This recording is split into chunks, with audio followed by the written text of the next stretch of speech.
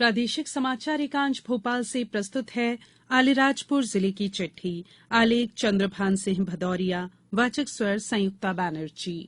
आलीराजपुर जिले में आयुष्मान भारत योजना के कार्ड बनाने का अभियान तेजी से चल रहा है।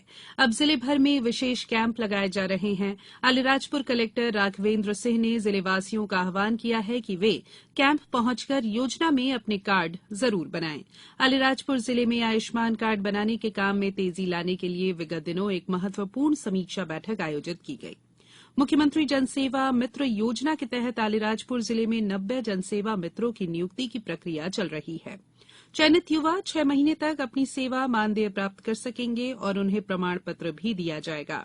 जनसेवा मित्रों द्वारा पेसा अधिनियम के तहत गांव में जाकर एक्ट की विशेषता ग्रामीणों को बताई जाएगी।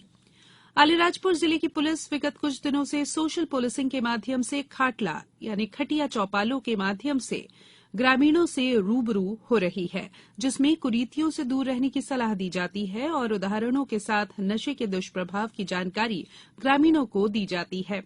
जिले के एसपी मनोज कुमार सिंह अब तक दर्जनों खाटला चौपाल कर चुके हैं, जिनमें महिला सुरक्षा और उन्हें प्राप्त कानूनी अधिकारों के बारे में बताया जाता है।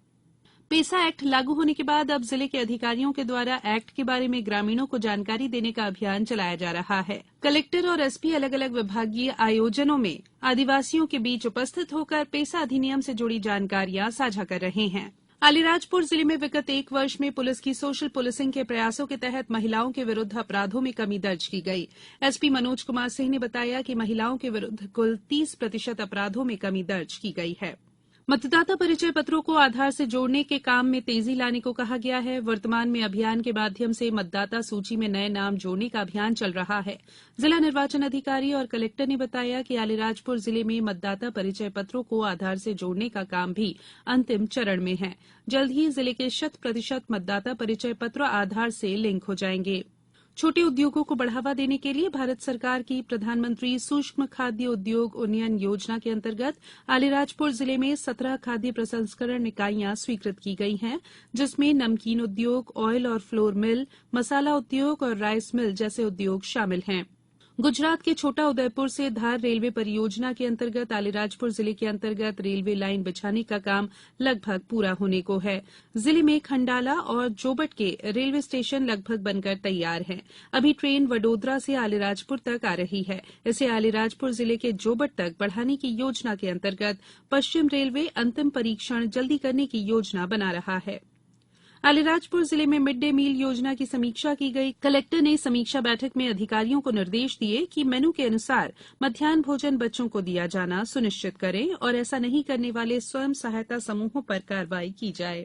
आगामी शिक्षा सत्र में प्राथमिक शिक्षा में स्थानीय भिलाला समुदाय की भाषा में पढ़ाई करवाने की योजना को लेकर आलीराजपुर जिले में तैयारियां जोरों पर हैं।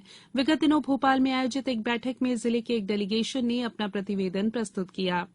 आलीराजपुर जिले में पर्यटन को बढ़ावा देने और होम स्टे के जरिए पर्यटकों को आकर्षित करने के साथ ही स्थानीय आदिवासी समुदाय को स्वरोजगार से जोड़ा जाएगा। गौरतलब है कि आलीराजपुर जिला अपनी प्राकृतिक सुंदरता के साथ साथ परंपरा, संस्कृति और खानपान को लेकर काफी समृद्ध माना जाता है। विगत दिनों गौवंशीय पशुओं में व्याप्त लंपी वायरस को लेकर जिले में एक समीक्षा बैठक आयोजित कर टीकों की उपलब्धता पर चर्चा की गई और किसानों और पशुपालकों के लिए एडवाइजरी जारी की गई। पिछले दिनों अलीराजपुर जिले में भी कोविड की समीक्षा की गई। जिले में टीकों की उपलब्धता की समीक्षा के साथ ही शेष छूट गए बूस्टर डोज के आंकड़ों की जानकारी जुटाने के निर्देश दिए गए।